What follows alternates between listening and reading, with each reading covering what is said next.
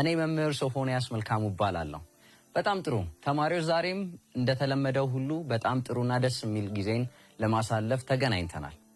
ዛሬም ወደሚኖረን የትምህርት ክፍለ ጊዜ ከመሄዳችን በፊት በዋና ርዕስ ስር ያየናቸውን ለማስታወስ መሞከር ተገቢ ሆኖ እናገኘዋለን። በዚህ መሰረት በዋናነት እየተማርን ያለነው የኢትዮጵያ ጊዜ በሚል በዋናነት በምናየው ርዕስ ስር የተለያዩ የጊዜ መለኪያ ምድቦችን አብረን እያየን እስካሁን ድረስ አብረን መተናል። ዛሬም በዚህ በዋና ርዕስ ስር ሆኖ የምናሳልፈው ግን ወደ ዛሬው ትምህርታችን ከመሄዳችን በፊት የባለፈውን ትምህርታችንን ለማስታወስ እንሞክር። የኢትዮጵያ ጊዜ በሚለው ውስጥ ለማየት የሞከርነውን ያክል ስናይ የጊዜ መለኪያ ምድቦችን በሁለት እንደምንከፍላቸው፣ እነሱንም ባህላዊና ትክክል ናችሁ ዘመናዊ ብለን በሁለት እንደምንከፍላቸው፣ ባህላዊ ብለን ከጠራናቸው መካከል የዶሮ ጩኸት ሊሆን ይችላል፣ ጥላ ሊሆን ይችላል፣ የፀሐይ መውጫና መግቢያን በማስተዋል ሊሆን ይችላል። የተለያዩ ባህላዊ ብለን የሰየምናቸው የጊዜ መለኪያ ምድቦች እንዳሉ በባለፈው ትምህርታችን ለማየት ሞክረን ነበር። ዘመናዊ ብለን ደግሞ ያየናቸው። ከዛ በፊት ግን ተማሪዎች ባህላዊ ብለን ስንጠራ የሰው ልጆች በየተዕለት ህይወታቸው በተለምዶ የሚጠቀሙበት ጊዜን ለመለካት ከሚጠቀሙባቸው ምድቦች መካከል እንደሆኑ ለማየት ሞክረን ነበረ። ዘመናዊ ደግሞ የምንለው በአሁኑ ጊዜ ሰዎች ጊዜን ለመለካት ከሚጠቀሙባቸው የጊዜ መለኪያ ምድቦች መካከል የምንመድባቸው እንደሆነ ለማየት ሞክረን ነበር። ታስታውሳላችሁ አይደል? በጣም ጥሩ። ስለዚህ ለምሳሌ ዘመናዊ ብለን ካየናቸው መካከል ዓመት፣ ትክክል። ከዛስ ወር፣ ጥሩ። ቀጥሎ ሳምንት፣ ከዛስ ቀን፣ ከዛ ሰዓት፣ ከዛ ደቂቃ፣ በመጨረሻም ያየነው የነበረው ትክክል ተማሪዎች ሴኮንድ ብለን ጊዜ መለኪያ ምድቦችን ወይም ደግሞ ዘመናዊ የጊዜ መለኪያ ምድቦች ብለን ከምንጠራቸው ወይም ደግሞ ከምንሰይማቸው መካከል ዓመት፣ ወር፣ ሳምንት፣ ቀን፣ ሰዓት፣ ደቂቃና በመጨረሻም ሴኮንድ ብለን እንደምንመድባቸው በባለፈው ትምህርታችን አይተን ነበረ። እሱ ብቻ አይደለም፣ የጊዜ መለኪያ ምድቦች ደግሞ የራሳቸው የሆነ ዝምድና እንዳላቸውም ለማየት ሞክረን ነበር። እነዚህን ማስታወስ ለዛሬ ትምህርታችን በጣም አስፈላጊ ስለሆነ ተመልሰን ማስታወስ ፈልገናል ማለት ነው። ስለዚህ የጊዜ መለኪያ ምድቦችን ዝምድናቸውን በምናይ ጊዜ ዝምድናቸውን ስናይ አንድ ዓመት እኩል ነው ከ12 ወር ብለን አንደኛውን ዝምድና አይተን ነበረ። አንድ ወር ደግሞ አንድ ወር እኩል ነው ከ4 ሳምንት ጋር ብለን ነበረ። አንድ ሳምንት እኩል ነው ከ7 ቀን ጋር። ልክ በተመሳሳይ መልኩ ደግሞ አንድ ቀን እኩል ነው ከ24 ሰዓት ጋር። አንድ ሰዓት እኩል ነው ከ60 ደቂቃ ጋር እንደነበረ። በመጨረሻም አንድ ደቂቃ ደግሞ እኩል ነው ከ60 ሴኮንድ ጋር እኩል እንደሆነ ወይም ደግሞ በዚህ መልኩ የጊዜ መለኪያ ምድቦችን ዝምድናዎችን ማየት እንደሚገባን ወይም ደግሞ አስፈላጊ ሆኖ እንደምናገኘው ለማየት ሞክረን ነበር። እሱ ብቻ አይደለም፣ የጊዜ መለኪያ ምድቦች ያላቸውን ዝምድና ማወቃችን የጊዜ መለኪያ ምድቦች ከከፍተኛ ወደ ዝቅተኛ ከዝቅተኛም ወደ ከፍተኛ በምንለውጥ ጊዜ በዋናነት እንደ ቀመር ወይም ደግሞ እንደ ፎርሙላ ወይም ደግሞ እንደ መንገድ ውጤቱን እንደ ማግኛ መንገድ የምንጠቀመው እነዚህን ዝምድናዎቹን እንደሆነ በባለፈው የትምህርት ክፍለ ጊዜያችን ለማየት ሞክረን ነበር። እስቲ ለማስታወስ ያክል አንድ ምሳሌ ለማየት እንሞክር። የጊዜ መለኪያ ምድቦችን በመጠቀም እንዴት ከከፍተኛ ወደ ዝቅተኛ ከዝቅተኛ ደግሞ ወደ ከፍተኛ እንደምንለውጥ በባለፈው ባየነው ትምህርታችን ላይ ለማስታወስ እንሞክር። እስቲ ምሳሌ ለማየት እንሞክር። ለማስታወስ ለምሳሌ አንድ ሰዓት እኩል ነው ከ60 ደቂቃ በሚለው ቀመር ውስጥ እንዴት ልንሰራ እንደምንችል ለማየት እንሞክር።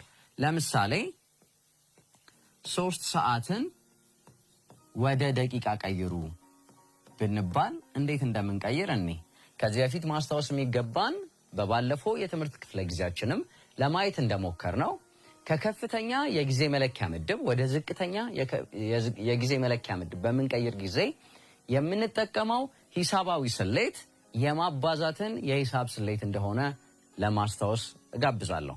እሱ ብቻ ሳይሆን ከዝቅተኛ ምድብ ደግሞ ወደ ከፍተኛ ምድብ በመንቀየር ጊዜ የምንጠቀመው ሂሳባዊ ስሌት ትክክል ተማሪዎች ማካፈል የሂሳብ ስሌትን እንጠቀማለን ብለን አይተናል። በዚህ መሰረት ሰዓትን ወደ ደቂቃ ስለሆነ የሚለን ከከፍተኛ ምድብ ወደ ዝቅተኛ ምድብ በመንቀየር ጊዜ የምንጠቀመው የሂሳባዊ ስሌት የማባዛት የሂሳብ ስሌት ነው።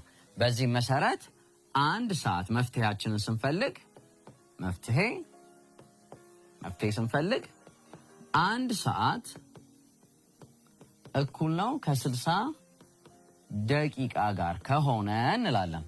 የተጠየቅነው 3 ሰዓት ስለሆነ 3 ሰዓት ደግሞ ስንት ይሆናል ብለን እንጠይቃለን። ስለዚህ ክሪስ ክሮስ መጠቀም እንችላለን። በዚህ መሰረት 3 ሲባዛ በ60 ይሆናል ማለት ነው።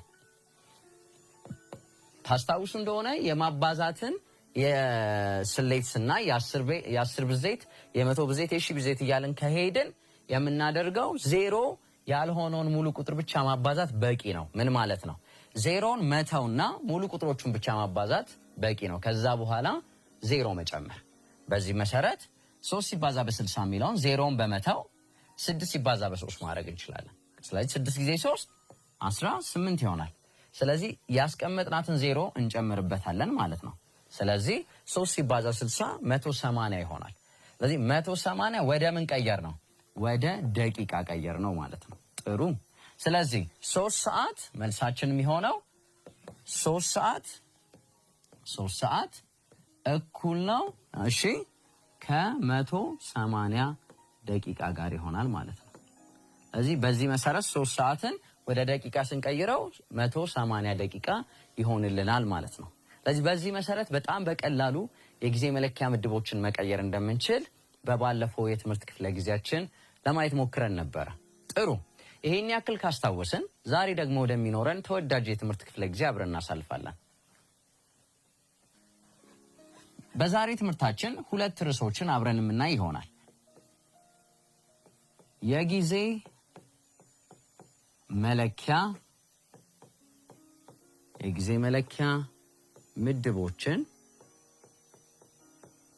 ምድቦችን መደመርና መቀነስ ይሆናል። የመጀመሪያው ርዕሳችን በዛሬው ትምህርታችን የምናየው የጊዜ መለኪያ ምድቦችን መደመርና መቀነስ እንዴት እንደሆነ እናያለን። በመቀጠል ደግሞ ይህንን ርዕስ ካየን በኋላ በመቀጠል የምናየው የጊዜ መለኪያ ምድቦችን በዋናነት እያየን ያለነው ርዕስ የኢትዮጵያ ጊዜው ስለሆነ በሱ ስር ያሉት ርዕሶች ናቸው። የጊዜ መለኪያ ምድቦችን ማወዳደር የሚልም ደግሞ ርዕስ አብረን እናያለን። ስለዚህ ዛሬ ጥሩ ትምህርት የምናሳልፈው የጊዜ መለኪያ ምድቦችን መደመርና መቀነስን እናያለን። በመቀጠል ደግሞ የጊዜ መለኪያ ምድቦችን ማወዳደር በሚል በሁለት ርዕሶች ላይ አብረን እንቆያለን። ጥሩ። ስለዚህ በመጀመሪያ የምናየውን ርዕስ አብረን ለማየት እንሞክራለን። የጊዜ መለኪያ ምድቦችን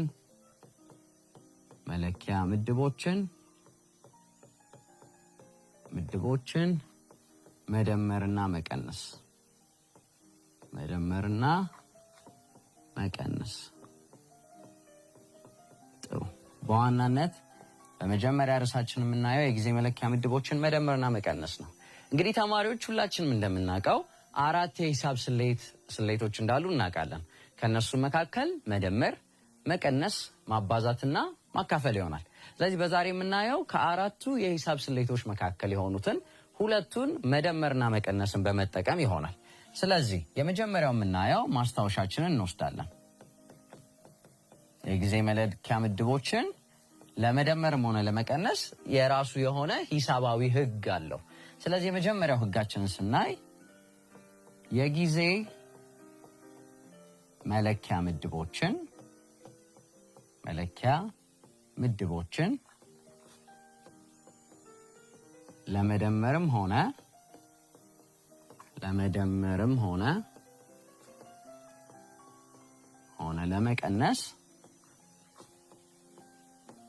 ለመቀነስ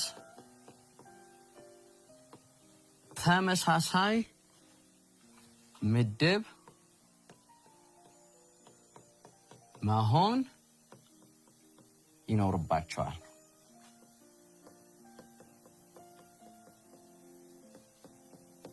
የመጀመሪያው ህግ የጊዜ መለኪያ ምድቦችን ለመደመርም ሆነ ለመቀነስ መሆን ያለበት ተመሳሳይ፣ እሷ ላይ ማስመር አለብን ተማሪዎች፣ ተመሳሳይ የጊዜ መለኪያ ምድብ ላይ መሆን አለባቸው። ምን ማለት ነው? የጊዜ መለኪያ ምድቡ በአንድ በኩል ያለው አመት ከሆነ ቀጥሎም የተሰጠን አመት መሆን አለበት። ሰዓት ከሆነ ሰዓት መሆን አለበት። ደቂቃ ከሆነ ደቂቃ መሆን አለበት። ምክንያቱም ምድባቸው ቁጥሩ ሳይሆን፣ አስተውሉ ተማሪዎች፣ ቁጥሩ ወይም ደግሞ የተሰጠ ሙሉ ቁጥር ሳይሆን ምድቦቻቸው ተመሳሳይ መሆን አለባቸው። አመት ለአመት፣ ሴኮንድ ለሴኮንድ፣ ሳምንት ለሳምንት እኩል መሆን አለባቸው። ይሄ የመጀመሪያው ህግ ሲሆን፣ እሺ አሁን እርግጠኛ ነኝ ተማሪዎች በአእምሯችሁ ውስጥ አንድ ጥያቄ መጥቷል። ተመሳሳይ የጊዜ መለኪያ ምድብ ያልያዘስ ቢመጣ? ትክክለኛ ጥያቄ ነው።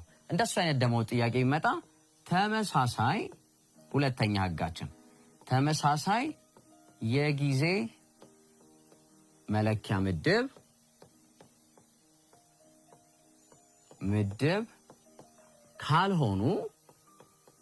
ካልሆኑ ከመደመራችንም ሆነ ከመቀነሳችን በፊት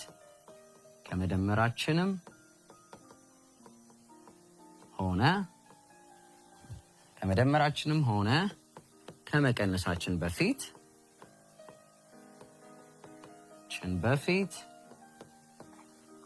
ወደ ተመሳሳይ የጊዜ መለኪያ ምድብ መቀየር ይኖርብናል። በጣም ጥሩ። በባለፈው የትምህርት ክፍለ ጊዜያችን ታስታውሱ እንደሆነ የጊዜ መለኪያ ምድቦችን መቀየር ነበር ያየነው። ስለዚህ ተመሳሳይ የጊዜ መለኪያ ምድብ ካልሆኑ ከመደመራችንም ሆነ ከመቀነሳችን በፊት ወደ ተመሳሳይ የጊዜ መለኪያ ምድብ ምን ማድረግ ይጠበቅብናል? ትክክል፣ መቀየር ይጠበቅብናል ማለት ነው። ስለዚህ የጊዜ መለኪያ ምድቦችን ለመደመርም ሆነ ለመቀነስ ተመሳሳይ ምድብ መሆን ይኖርባቸዋል። ተመሳሳይ ምድብ ካልሆኑ ከመደመራችንም ሆነ ከመቀነሳችን በፊት ወደ ተመሳሳይ የጊዜ መለኪያ ምድብ መቀየር ያስፈልገናል። ተማሪዎች ይሄ ማስታወሻ ለትምህርታችን በጣም ስለሚያስፈልገን በ2 ደቂቃ ውስጥ ገልብጣችሁት ተመልሰን እንገናኛለን። 2 ደቂቃ ሰጥቻችኋለሁ። በማስታወሻ ደብተራችሁ ላይ ገልብጣችሁ ተመልሰን እንገናኛለን።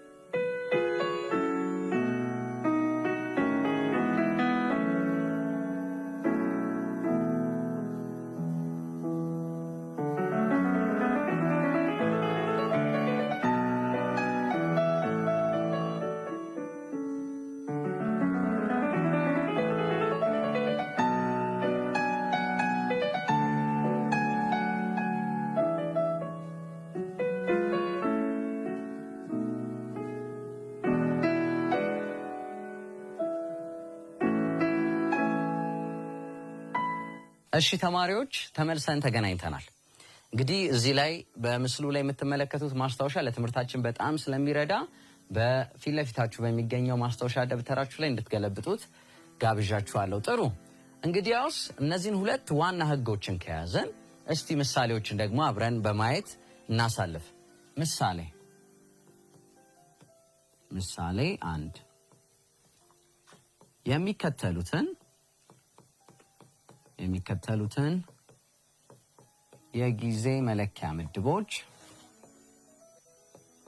የጊዜ መለኪያ ምድቦችን አስሉ። ስለዚህ ከዚህ በታች የሚሰጡንን ጥያቄዎች በመረጋጋት እናሰላለን ማለት ነው። የመጀመሪያው 15 ቀን ሲደመር ለ27 ቀን። የመጀመሪያ የተሰጠን ይሄኛው ነው። ሁለተኛውን ደግሞ 24 ሰዓት ሲደመር 70 ደቂቃ። እነዚህን ሁለት ምሳሌዎች ተሰጥተውናል። የመጀመሪያው ጥያቄ 15 ቀን ሲደመር ለ27 ቀን የሚል ነው።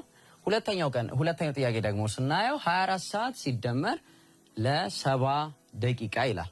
ስለዚህ እንዳልነው የመጀመሪያው ከመስራታችን በፊት ህጎቹን ማስታወስ ይጠበቅብናል። የመጀመሪያው ህግ ከመደመራችንም ከመቀነሳችን በፊት መጀመሪያ ማየት ያለብን የጊዜ መለኪያ ምድቦቹን ነው። ስለዚህ የመጀመሪያውን ስናይ ወደ መፍትሄያችን እንሄዳለን።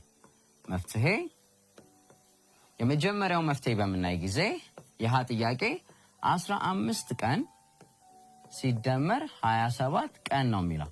ስለዚህ መጀመሪያ የምናየው ምድቦቹን ነው። ምድቦቹን ስናይ ቀንና ቀን ነው። ስለዚህ ትክክል ነው ማለት ነው። ምድቦቻቸው ተመሳሳይ ከሆኑ መደመርም ሆነ መቀነስ እንችላለን።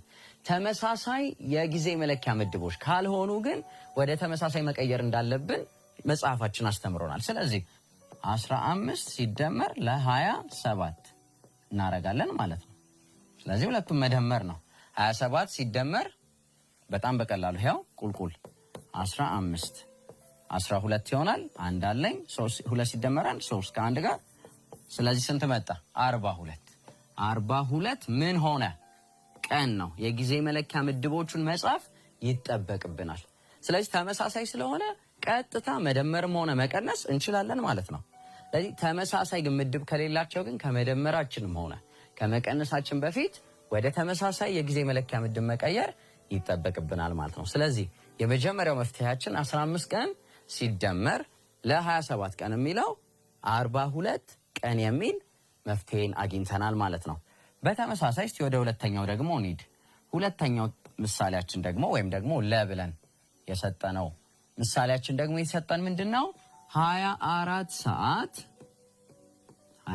ሲደመር ለ70 ደቂቃ ነው የሚለው።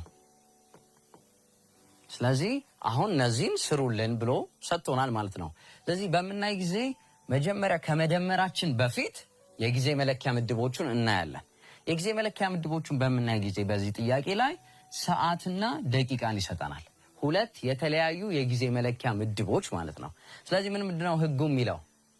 ተመሳሳይ ምድብ ካልሆኑ መደመርም ሆነ መቀነስ አንችልም። ስለዚህ ምን ማድረግ እንችላለን? ወደ ተመሳሳይ ምድብ መቀየር እንችላለን። ስለዚህ ከከፍተኛ ወደ ዝቅተኛ ምድብ መቀየር ይጠበቅብናል ማለት ነው። እሱም ደግሞ ለማስታወስ ከከፍተኛ ምድብ ወደ ዝቅተኛ ምድብ ስንቀይር የምንጠቀመው ሂሳባዊ ስሌት በጣም ጥሩ የማባዛት የሂሳብ ስሌትን እንጠቀማለን ማለት ነው። በጣም ጥሩ። ስለዚህ መጀመሪያ 24 ሰዓት የሚለውን ወደ ደቂቃ እንቀይረዋለን ማለት ነው። ይሄንንም በምናይ ጊዜ ወደ መፍትሄያችን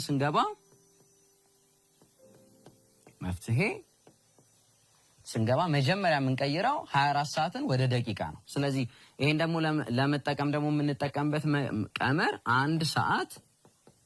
አንድ ሰዓት እኩል ነው ከ60 ደቂቃ የሚለውን መንገድ እንጠቀማለን ማለት ነው። ስለዚህ የምንቀይረው ደግሞ የተሰጠን ማን ነው? 24 ሰዓት የሚለው ነው። ስለዚህ አንድ ሰዓት 60 ደቂቃ ከሆነ 24 ሰዓት ደግሞ ስንት ይሆናል ብለን እንጠይቃለን። ከዛ ክሪስ ክሮስ እንጠቀማለን። በዚህ ጊዜ የምንጠቀመው ስንት ነው? እኩል ይሆናል እንላለን 24 ሲባዛ ለ60 እናደርጋለን። ይሄን በጣም በቀላሉ በቁልቁል ማባዛትና መስራት እንችላለን። ቁጥሮቹ ሆሄያቸው በበዛ ቁጥር መጨነቅም መደንገጥም አያስፈልገንም። ቀላሉ መንገድ መጠቀም እንችላለን። 24 ሲባዛ በ60 አድርገን ቁልቁል ማባዛት እንችላለን። 0 ሲባዛ በ4 ትዝ ይላችኋል። ሁለት ወርቃማ የሆኑ ህጎች አሉ። እነሱም ማንኛውም ቁጥር ከ0 ጋር ሲባዛ ውጤቱ 0 ነው። ማንኛውም ቁጥር ደግሞ ከአንድ ጋር ሲባዛ መልሶ ራሱ ሙሉ ቁጥሩን ይሰጠናል የሚለው ነው። ስለዚህ 0 ሲባዛ በ4 0፣ 0 ሲባዛ በ2 0። ከዛ የመጀመሪያው የአንድ ቤት ሆሄን አባዝተን ጨርሰናል። ወደ ሁለተኛው እንሄዳለን። 6 ሲባዛ 4 ጥሩ 24፣ 4ን ጽፌ 2 አለኝ። ከዛ 6 ሲባዛ በ2 12፣ ከአንድ ጋር 14 ይሆናል። ስለዚህ በመጨረሻ የምናደርገው መደመር ነው። 0 ትወርዳለች፣ 4 1። ስለዚህ 1440 ይመጣል። ስለዚህ እኩል ይሆናል እንልና 1440 ምን ሆነልን? ደቂቃ ሆነልን። ጥሩ። አሁን 24 ሰዓቱን ወደ ደቂቃ ቀየር ነው። ስለዚህ 1440 ደቂቃ ይሆንና ሲደመር እንላለን። አሁን ገና ቀየርን እንጂ ውጤታችንን አላገኘንም። ሲደመር ለ70 ደቂቃ እናደርጋለን ማለት ነው። ስለዚህ ሁለቱም መደመር እንችላለን። 1440 ሲደመር ለ70 እናደርጋለን። በምንደምር ጊዜ 0 ሲደመር 0 0፣ 4 ሲደመር 7 11። አንድን ጽፌ አንድ አለኝ። 4 ከአንድ ጋር 5፣ አንድ ትወርዳለች፣ 1510 ይሆናል። ስለዚህ ውጤታችን 1510 ምን ሆነ? ደቂቃ ይሆናል ማለት ነው። ስለዚህ ደምረን ያገኘነው ውጤት 1510 ደቂቃ ይሆናል ማለት ነው። ስለዚህ የሁለተኛው ጥያቄያችን 24 ሰዓት ሲደመር 70 ደቂቃ ለሚለው መልሳችን የሚሆነው 1510 ደቂቃ የሚል ውጤትና መፍትሄን እንሰጣለን ማለት ነው። ጥሩ ተማሪዎች፣ በሁለቱ ምሳሌዎች የምንረዳው ሁለት ጥሩ ነገር አለ። የመጀመሪያው ተመሳሳይ ምድቦችን ካገኘን ቀጥታ መደመርም ሆነ መቀነስ እንደምንችል ሲሆን፣ በሁለተኛው ምሳሌያችን ደግሞ የምናየው ተመሳሳይ የጊዜ መለኪያ ምድቦች ካልሆኑ መጀመሪያ እዚህ ጋር እንዳየነው ሰዓትን ወይም ደግሞ ከከፍተኛ ወደ ዝቅተኛ በመቀየር ወደ ተመሳሳይ ምድብ በመቀየር በቀላሉ መደመርና መቀነስን እንደምንችል ይሆናል። ጥሩ። እስቲ ተመልሰን ከመገናኘታችን በፊት እስቲ አንድ የምትሰሩትን መልመጃ ልስጣችሁና ከዛ ሞክራችሁ ተመልሰን ደግሞ እንገናኛለን። እስቲ በማስታወሻችሁ ላይ ይህን መልመጃ ሞክሩት። መልመጃ የሚከተሉትን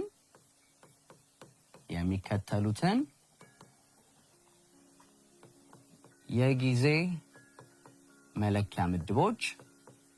መለኪያ ምድቦችን ደምሩ።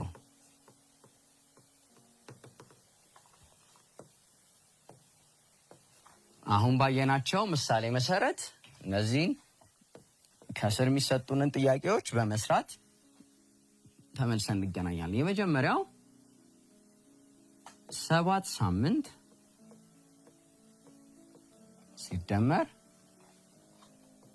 40 ቀን፣ ይህ የመጀመሪያ ሲሆን ለ1000 ሰዓት ሲደመር 470 ሰዓት 210 ደቂቃ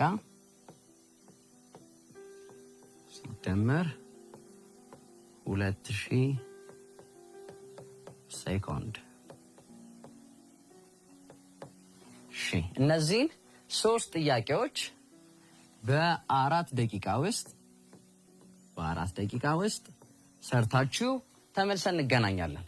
እንግዲህ አብረዋችሁ ካሉ ወንድም እህቶቻችሁ ጋር ከሚያግዟችሁ ሰዎች ጋር እነዚህን 3 ጥያቄዎች ቅድም ባየነው ምሳሌ መሰረት ሰርታችሁ ተመልሰን እንገናኛለን።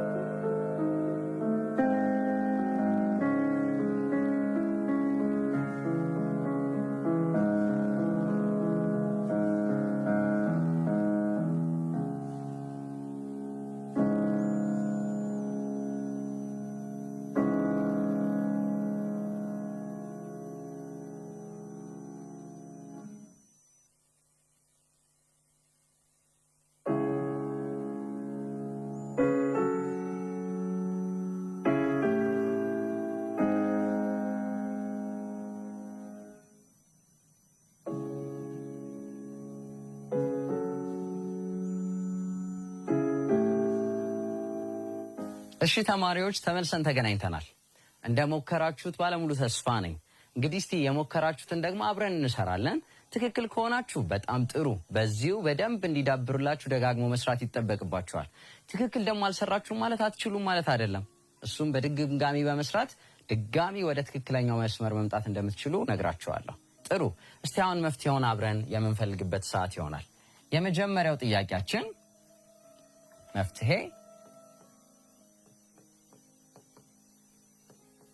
የመጀመሪያው ጥያቄያችን ሀ 7 ሳምንት ሲደመር ለ40 ቀን የሚል ነው። ስለዚህ ይህንን በምናይበት ጊዜ ተመሳሳይ የጊዜ መለኪያ ምድብ አይደለም። ምክንያቱም ሳምንትና ቀን ነው የተሰጠን። ስለዚህ ወደ ተመሳሳይ መቀየር ይጠበቅብናል። ስለዚህ 7 ሳምንትን ወደ ቀን እንቀይረው ማለት ነው። ይህንንም ለመጠቀም የምንጠቀመው አንድ ሳምንት እኩል ነው ከ7 ቀን ጋር የሚለውን እንጠቀማለን። ስለዚህ 7 ሳምንት ደግሞ ስንት ይሆናል ብለን እንጠይቃለን። ስለዚህ ክሪስ ክሮስ ማድረግ ይቻላል። ስለዚህ ይህንን በምናይ ጊዜ 7 ሲባዛ በ7 አድርገን መስራት እንችላለን። ይህንንም ታስታውስ እንደሆነ መቀየርን በምንማር ጊዜ በጣም በቀላሉ ማባዛት እንደምንችል አይተናል። ለምሳሌ 7 ጊዜ 7 ሲል 7ን 7 ጊዜ በመጻፍ በማጣመር ሁለት በማጣመር በቀላሉ ማግኘት እንችላለን በፍጥነት 1 2 3 4 5 6 7 በመጠቀም ሁለቱን 14 ከዛስ ሁለቱን ስናደርግ 28 ከዛ በኋላ 14ን እንጨምርበታለን። ይሄን በምንደምር ጊዜ 2 12 ይሆናል። 1 3 4 42 ከዛስ እዚሽ ጋር የምትቀረን 7 አለች። ይሄን በምንደምርበት ጊዜ 49 ይመጣል። በቀላሉ በዚህም ሰንሰለታዊ በሆነ መልኩ በቀላሉ ማባዛትም እንችላለን። ስለዚህ መልሳችን 49 ይሆናል። 49 ምን ሆነ? ቀን አድርገን ቀየር ነው። ግን የተሰጠንን ጥያቄ ግን አልጨረስንም። ምክንያቱም ምን እናደርገዋለን? ከ40 ቀን ጋር ቀላቅሉልን ወይም ደግሞ ደምሩ ስለሆነ የተባልነው 49 ቀን አረግ ነው። 7 ሳምንትን ቀየር ነው ማለት ነው። ሲደመር ለ40 ቀን እናደርገዋለን። አሁን ምድቦቻቸውን ለማየት ብንሞክር ተመሳሳይ ምድብ ላይ ሆኑልን ቀንና ቀን። ስለዚህ ቀጥታ መደመር እንችላለን ማለት ነው። 49 ሲደመር 40 ቁልቁልም ቅድም እንዳየነው መደመር እንችላለን። በቀላሉ ስንት ይሆናል? 89 ምን ሆነ? ቀን ሆነልን ማለት ነው።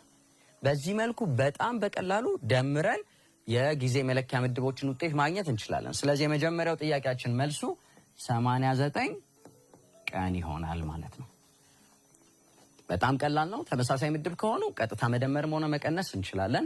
ካልሆኑ ግን ወደ ተመሳሳይ ምድብ መቀየር እንችላለን። በዚህ መሰረት 89 ቀን የሚል አግኝተናል። ወደ ሁለተኛው መፍትሄያችን ስንሄድ ለ ተብሎ የተሰጠን 1000 ሰዓት ሲደመር 470 ሰዓት ነው። ስለዚህ ምድቦቻቸውን ስናይ ተመሳሳይ ምድቦች ስለሆኑ ቀጥታ መደመር እንችላለን ማለት ነው።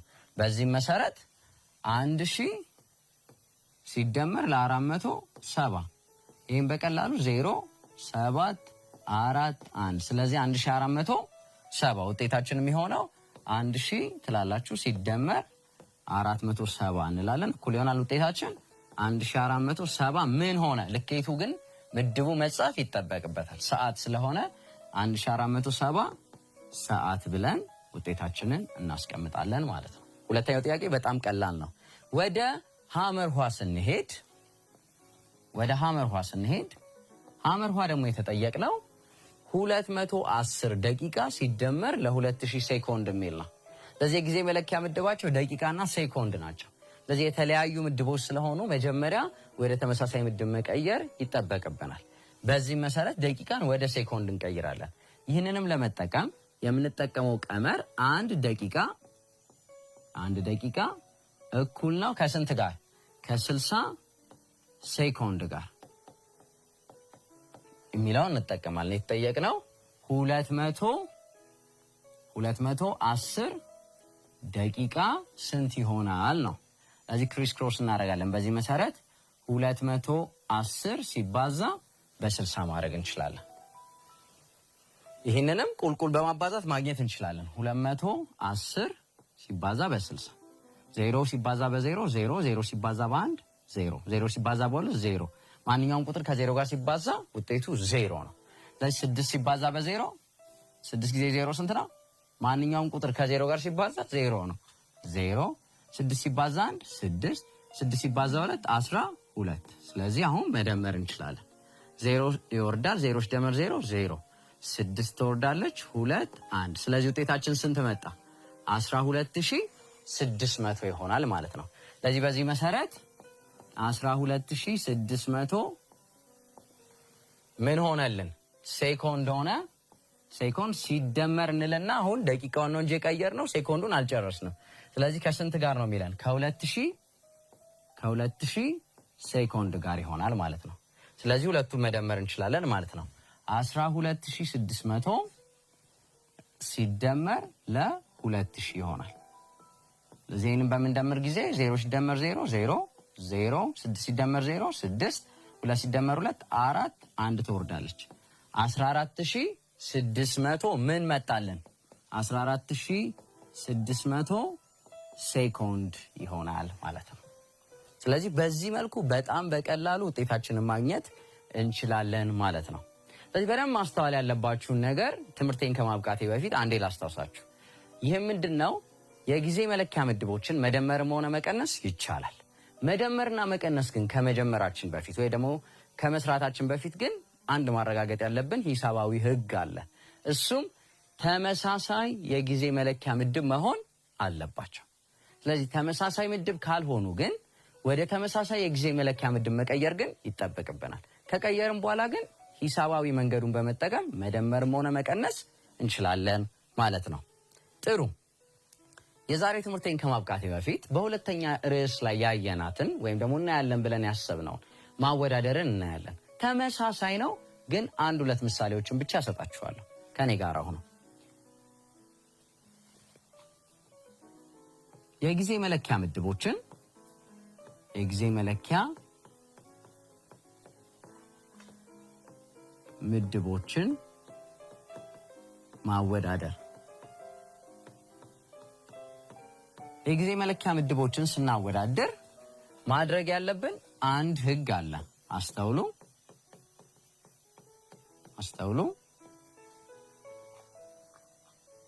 የጊዜ መለኪያ ምድቦችን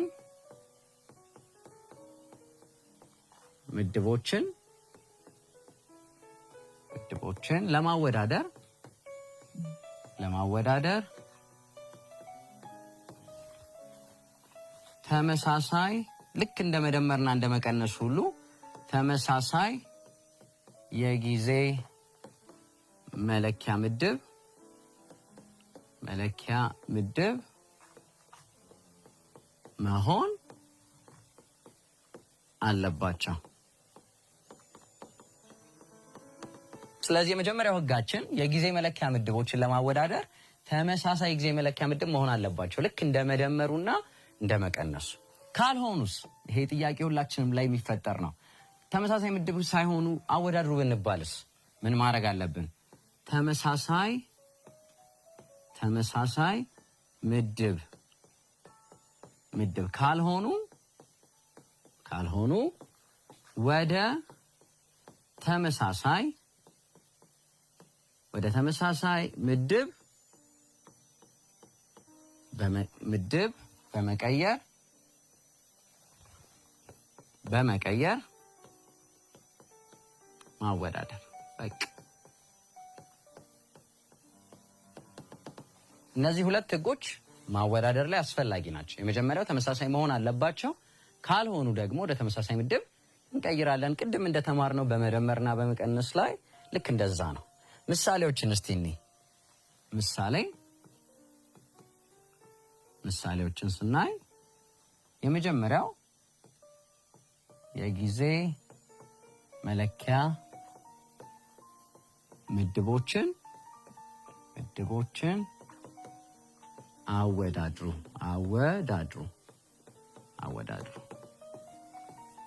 ስናወዳድር ተማሪዎች በጣም ግልጽ ነው።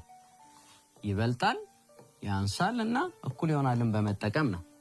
ብዙ ጊዜ ተማሪዎች ይበልጣልና ያንሳል ተመሳሳይነት ያላቸው ስለሚመስል ብዙ ጊዜ ያወዘጋግባሉ። ግን ሁሉ ጊዜ የቀኝ እጃችንን በመጠቀም በጣም ቀላሉ መንገድ የቀኝ እጃችን የሚጠቁመውን ምልክት በመጠቀም ይበልጣልን ማወቅ እንችላለን። ከዛ በኋላ ግራ እጃችንን ደግሞ በማጣመር እዚህ ጋር በሚሰጠን ቅርጽ የያንሳል ምልክትን መጠቀም እንችላለን። ብዙ ጊዜ ተማሪዎቻችን እንደዛ ሲደነጋገሩ ስለምናይ ማለት ነው። ጥሩ። ስለዚህ የመጀመሪያው የተሰጠን ጥያቄ 40 ሰዓት ከ35 ሰዓት የሚል ነው። ከዛ ሁለተኛውንም ሁለት ምሳሌዎችን እንይና 3 ዓመት ከ40 ወር የሚል ደግሞ ሁለት በጣም ቀላል የሆኑ ጥያቄዎችን ለማየት እንሞክር። የመጀመሪያው 40 ሰዓት እና 35 ሰዓት ነው። የመጀመሪያው በጣም በቀላሉ የጊዜ መለኪያ ምድቦቹን ማየት ነው። የጊዜ መለኪያ ምድቦቹን በምናይ ጊዜ ሁለቱ የተሰጠን ሰዓትና ሰዓት ነው። ተመሳሳይ ምድብ ከሆኑ ቀጥለን የምናየው ሙሉ ቁጥሮቹን ይሆናል። ስለዚህ 40 ይበልጣል ወይስ ያንሳል ከ35 ይሆናል። ይሄ ደግሞ በአንድ ድምጽ መናገር የምንችለው ቀላል ጥያቄ ነው። 40 ይበልጣል 35፣ 40 ይበልጣል። ስለዚህ ቀጥታ ምንም ሳንቀያየር ምድቦቹንም ሳንነካካ የይበልጣል ምልክትን ማስቀመጥ እንችላለን ማለት ነው። የሁለተኛውን ግን ጥያቄ በደንብ አስተውሉት። የሁለተኛው ጥያቄ ግን 3 ዓመት እና 40 ወርን አወዳድሩ ነው የሚለው። የጊዜ መለኪያ ምድባቸው ተመሳሳይ አይደሉም። ተመሳሳይ ካልሆኑ ወደ ተመሳሳይ መቀየር አለባቸው። ስለዚህ ዓመትን ወደ ወር እንቀይራለን ማለት ነው። ስለዚህ 3 ዓመትን እንቀይራለን። ስለዚህ ለመቀየር ምንድነው የምናደርገው? 1 ዓመት እኩል ነው ከ12 ወር የሚለውን መለኪያ ምድብ እንጠቀማለን ማለት ነው። ስለዚህ 3 ዓመት ስንት ይሆናል ብለን እንጠይቃለን። ምክንያቱም ምድቡን ወደ ወር መቀየር ስለሚጠበቅብን ተመሳሳይ ከሆኑ ብቻ ማወዳደር ስለምንችል ማለት ነው። ስለዚህ ክሮስ እንጠቀማለን። ይህም ማለት 3 ሲባዛ በ12 3 ጊዜ 12 ስንት ነው? 36። ግን ከፈለጋችሁም በቁልቁልም ማባዛት ትችላላችሁ። 3 ጊዜ 2 6፣ 3 ጊዜ 1 3። በቀላሉ ማለት ነው።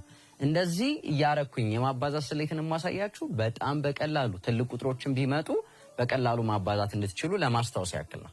ስለዚህ 36 ምን ሆነልን? አሁን ወር ሆነልን። ስለዚህ 3 ዓመት የምንለውን 36 ወር እንለዋለን ማለት ነው። ስለዚህ 36 ወር በቀላሉ ወይም ደግሞ ምን አይነት ጥያቄውን ምን ማድረግ እንችላለን? 36 ወር ይበልጣል ወይስ ያንሳል ከ40 ወር ብለን በቀላሉ ቀይረን ጥያቄውንም ማየት እንችላለን። ስንቀይረው 36 ወር ይመጣል። ስለዚህ 3 ዓመት ከ40 ወር ማን ይበልጣል ማለት ነው? 40 ወር ይበልጣል ማለት ነው። ምክንያቱም 3 ዓመት 36 ወር ነው። ስለዚህ የያንሳል ምልክትን እንጠቀማለን ማለት ነው። ስለዚህ 3 ዓመት ከ40 ወር ያንሳል ማለት ነው። ጥሩ። በዚህ መልኩ በቀላሉ የጊዜ መለኪያ ምድቦችን ማወዳደር እንደምንችል በአሁን ባየነው በትምህርት ክፍለ ጊዜያችን ደግሞ የጊዜ መለኪያ ምድቦችን መደመርም ሆነ መቀነስ እንደምንችል በዛሬው ደስ በሚል የትምህርት ክፍለ ጊዜያችን አየን። የዛሬ ትምህርታችን ይህን ይመስል ነበር። ከማጠቃለላችን በፊት ግን በቤታችሁ የምትሞክሯትን ትንሽ ጥያቄዎችን ልስጣችሁ። መልመጃ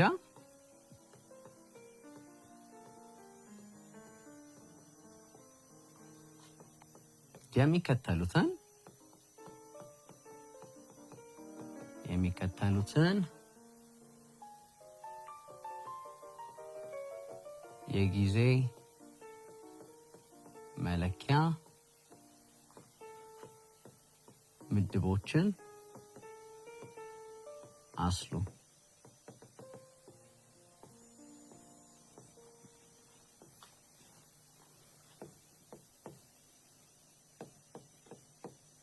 አስራ 14 ወር ሲደመር 10 ሳምንት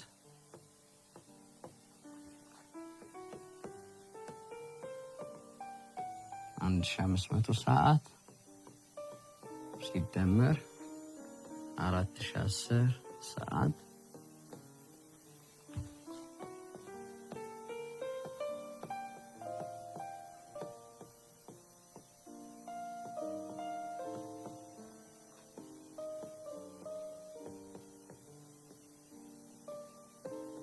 ሴኮንድ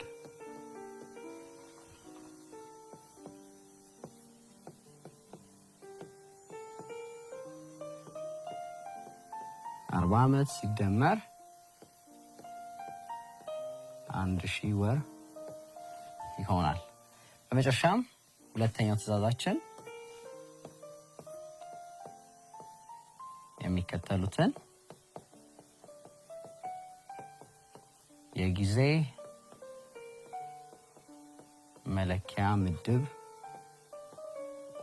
ምድቦችን አወዳዱ።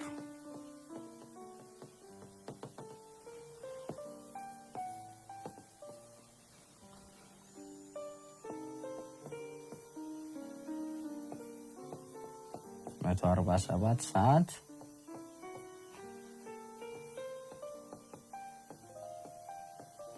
ደቂቃ ጋር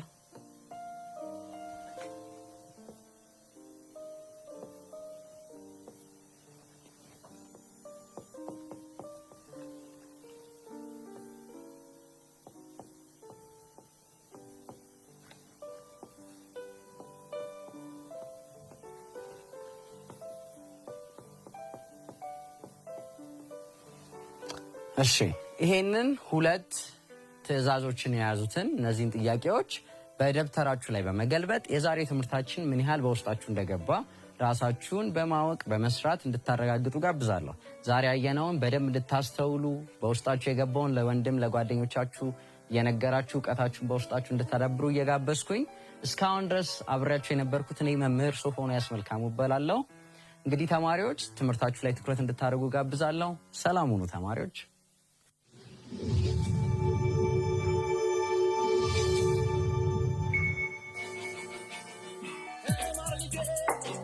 We're going to start off with doing a back lie that's assisted by the instructor. It looks like this, okay? So Kira, right over here.